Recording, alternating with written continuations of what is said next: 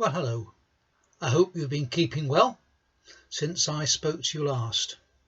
If you were with us in my last little broadcast, you may remember we ended up wondering how we can overcome the mass selfishness that we'd seen initially when all this began in our supermarkets.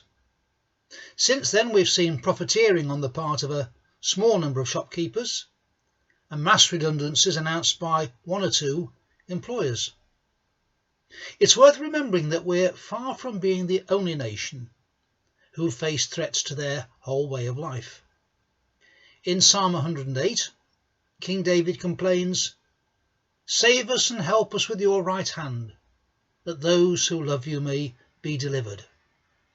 The nations round about Israel had conspired together to wipe them out, and David's a worried man. In verse 7, God answers immediately, and the next two verses state God's ownership of the very nations who are threatening them.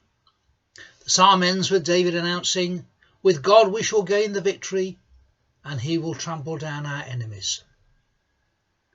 I have to say that I wish my prayers were answered as quickly and efficiently as that.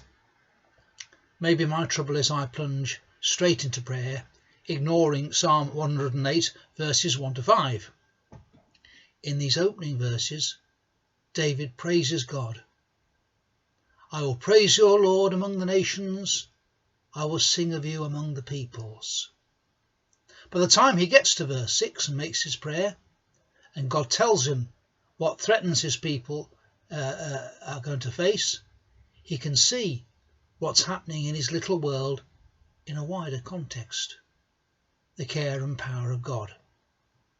And thus he's able to see not only the problems he's got, but also the answers to his problems arriving from heaven. Have you ever nearly drowned?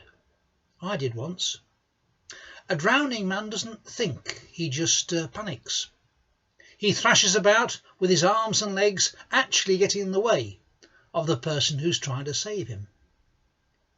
If I hadn't actually put my brain into gear and looked at what was happening to little me in the wider context of what was happening around me, I might not be talking to you now. Maybe if the media would stop incessantly pummeling us with how bad things are, and we spent some time as a nation giving God some of our attention, we'd see our present problems more clearly and more calmly. We'd certainly treat one another better when we went shopping. I'll see you again soon. Bye-bye.